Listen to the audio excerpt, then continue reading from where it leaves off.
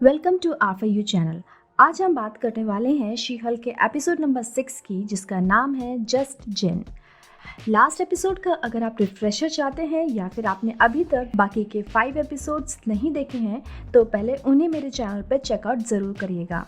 She Hulk episode की playlist मैंने already create करी हुई है ताकि आप लोग ईजिली सारे एपिसोड्स इंजॉय कर सकें। इसी के साथ ये एपिसोड स्टार्ट करते हैं, पर इससे पहले लास्ट एपिसोड में हमने एंड में देखा था कि डेयर डेविल का हेलमेट जो आगे के एपिसोड्स में ट्विस्ट लेने वाला है, पर ये 6th एपिसोड में हमें कुछ भी डेयर डेविल के बारे में क्लू नहीं मिलता है और ना ही दिखाया जाता है। अब इस सीरीज़ में बस 3 एपिसोड और बचे हुए हैं, जिसमें से 5 मैं ऑलरेडी एक्सप्लेन कर चुकी हूँ। ये एपिसोड स्टार्ट होता है जेनिफर से और वो अपने घर पर सोफा पर बैठी हुई होती है। उसके आगे एक बॉक्स होता है जो उसका नाम होता है जेन। उस बॉक्स में जेन के लिए इनविटेशन है ब्राइड्समेड्स बनने का। यहाँ जेन की स्कूल टाइम की फ्रेंड है लुलू। लुलू ने अपनी शादी में जेनिफर को एज उसकी ब्राइडमेड बनने के लिए इनविटेशन भेजा है। अब निकी आती है शी हल्क के कपड़े लेकर, जो डिज़ाइनर अलेंजो ने बनाकर शी हल्क के लिए भेजे थे फॉर रेगुलर यूज़। अब शी हल्क अच्छे से ड्रेसअप होकर शादी अटेंड करने चली जाती है और सब लोग उसी को देख रहे होते हैं, पर जेनिफर की फ्रेंड लुलू को ये पसंद नहीं आता कि वो शी हल्क बनकर आई है और वो शी हल्क को बोलती है कि वो उसकी शादी है और वो सेंटर ऑफ अटेंशन रहना चाहती है, इसीलिए उसको जेनिफर बनकर ही आना होगा। शी हल्क कैमरे में देखकर बोलती है कि आज तो उसका मन था शी हल्क बनने का, पर क्या करें, जिसकी शादी है उसकी बात तो माननी ही पड़ेगी। अब नेक्स्ट हम देखते हैं मैलोरी बुक, जो अपने क्लाइंट के साथ होती है, जिसके साथ है निकी। जब तक शी हल्क हॉलीडेज़ पर है, निकी को मैलोरी के साथ काम करना होगा। यहाँ मैलोरी बुक के क्लाइंट होते हैं हॉलिस यानी मिस्टर इमॉर्टल, जो अपनी वाइफ से डिवोर्स चाहते हैं क्योंकि उनकी अपनी वाइफ से बात नहीं होती है। पर निकी और मैलोरी उसको बोलते हैं कि उन्हें अपनी वाइफ से बात करनी चाहिए डिवोर्स लेने से पहले, पर मिस्टर इमॉर्टल यहाँ बोलते हैं कि वो इमॉर्टल हैं, यानी वो अमर हैं और वो इस मैरिज से अब छुटकारा लेना चाहते हैं क्योंकि उन्होंने अपनी लाइफ में बहुत सारी शादियां की हैं। पर निकी और मैलोरी यहाँ पर मिस्टर इमॉर्टल को समझा रहे होते हैं, पर मिस्टर इमॉर्टल गुस्से में बिल्डिंग से कूद जाते हैं, पर वो फिर से खड़े हो जाते हैं और आराम से रोड पर चलने लगते हैं। अब यहाँ केस को डिस्कस करने के लिए मिस्टर इमॉर्टल की 7 वाइफ और एक हस्बैंड को दिखाया जाता है, जहाँ मिस्टर इमॉर्टल के पार्टनर्स बोलते हैं मिस्टर इमॉर्टल भाग गए थे जिस दिन $74 का बिल आया था। कोई बोलता है कि उसने उसके बच्चों को बिना मिस्टर इमॉर्टल के हेल्प के पाला है और किसी ने $10,000 का खर्चा किया और वो साइनाइड पिल खाकर मर गए। मैलोरी को केस हारता हुआ दिखता है, पर वो बोलती है कि वो यहाँ डील करा सकती है, पर उसके लिए मिस्टर इमॉर्टल को अपनी जेब ढीली करनी पड़ेगी।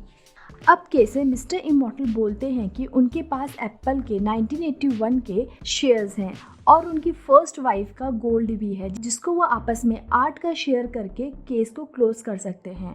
पर यहाँ कोई बोलता है कि उसकी शादी 18 ईयर्स की थी और किसी की 3 साल की थी, पर वो सब इक्वली शेयर नहीं हो सकता। निकी सबको अब सबका शेयर समझाती है, जिसपे सब मान भी जाते हैं।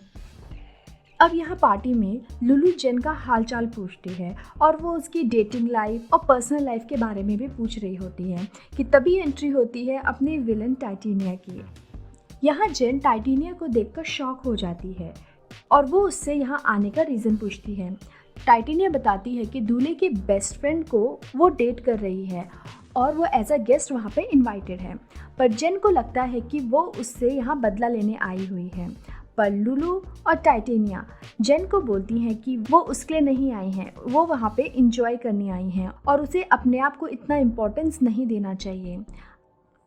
जेन गुस्से में बाहर आ जाती है, जहाँ जॉश आकर जेन से बात करता है। जॉश दूल्हे का फ्रेंड है। तभी लुलू आकर वहाँ बोलती है कि स्टाफ काम छोड़कर जा रहा है क्योंकि लुलू उन पर बहुत ज़्यादा गुस्सा कर रही है और वो जेन को वहाँ की साफ़ सफाई में हेल्प करने को बोलती है।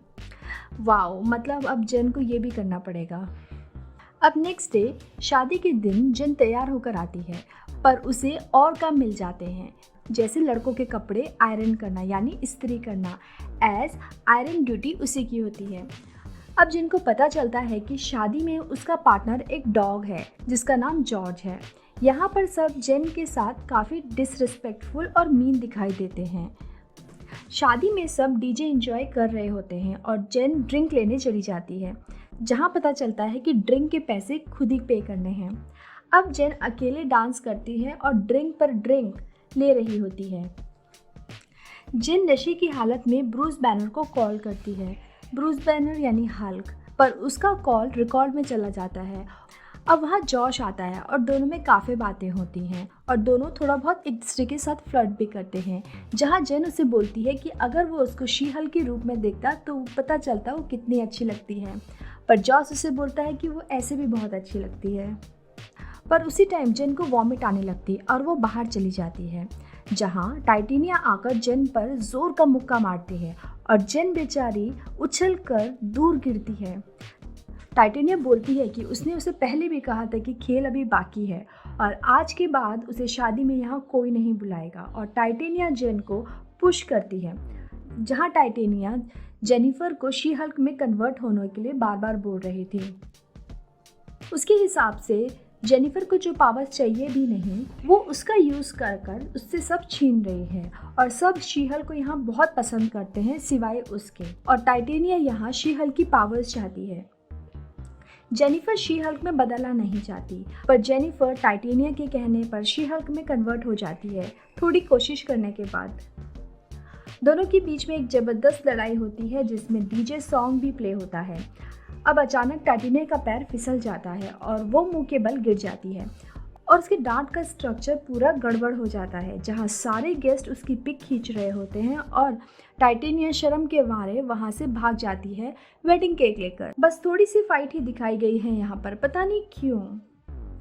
अब लुलू पीछे से आती है, जहाँ शी हल्क उसे फाइट की सफाई दे रही होती है, पर यहाँ लुलू ड्रिंक लगती है और वो बोलती है कि वाह, उसकी वेडिंग में शी हल्क आई है और वो शी हल्क को गले लगा लेती है।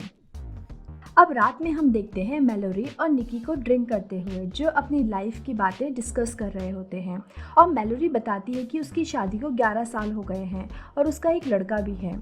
अब वो देखते हैं इंटेलिजेंसिया का मैसेज आया होता है, जहाँ पे शी हल्क की लड़ाई का अलर्ट होता है।